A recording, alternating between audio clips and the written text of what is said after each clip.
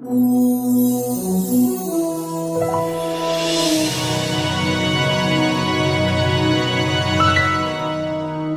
everyone, this is Ryan Hoyme, aka Massage Nerd. And right now I have Janet Kahn, PhD. Welcome. So you just gave a great keynote speech the other day and stuff. Can you kind of sum it up a little bit? Yeah, so let me just say PhD, also LMT, very important to me. That definitely helps, yep. So you want me to sum up a talk? Yeah. All right.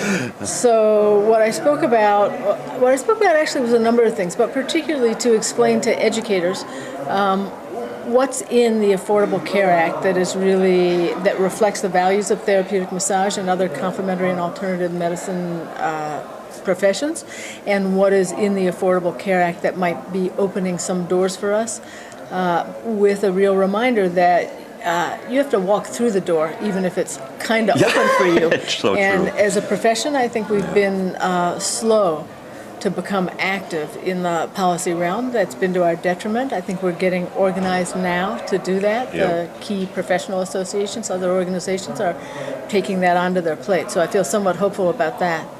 And I think there's a role for educators, because we are educating students now for opportunities that we haven't had yet. We didn't have when we were going through school. Okay, so that was the basic premise. I took people through a number of specific sections of the law, and I was pretty careful to put into my PowerPoint the language of the law so that when people got the handout, they'd be able to spend time with it. So that whole PowerPoint is now available to people on the website of the Alliance. So if people really want to begin to dip into the CAM-friendly, massage-friendly sections of the law, I would go there. Right now, the section of it that we as a large integrative medicine community are working on most intently is something called Section 2706, which is a non-discrimination section. So, but it's about not having insurers not be allowed to discriminate against provider types. Like complementary and alternative medicine providers. So it does not say that you have to cover all massage therapists to do anything that they want. But what it does say is that if you are covering something or other, whatever is defined in the essential health benefits or the benefits of an insurance program, whatever they say they're covering, so if it is treatment for chronic musculoskeletal pain, for instance, if they're covering PTs to do that, they would have to cover MTs also if it is within a person's licensed scope of practice, state licensed or state certified scope of practice. So as it turns out, given how mammoth the Affordable Care Act is, a lot of insurance companies aren't even aware of that section of the law. If they're aware of it, it's gotten not much publicity, so they think they can ignore that section of the law. So we are working now really to make sure that insurers know that they're going to be held accountable to that standard. We expect to be covered when it is appropriate. But thank you so much for helping us get more informed, because so many people are just so lost about what's going to be going on or what's going to be happening with this too. It's easy to get lost. People in Washington are lost about what certain sections of it mean.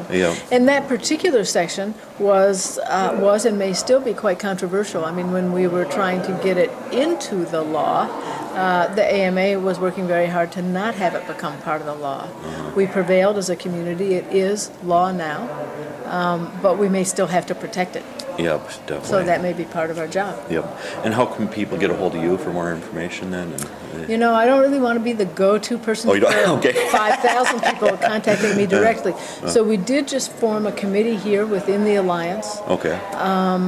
And I would send people directly for action.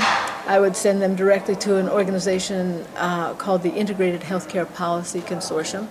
The address, URL is www.ihpc.org, and they are able to activate people and put them in touch with their own legislators and so forth to move things forward. I work directly with that organization, and I chair their committee on 2706, the section of the law we just discussed.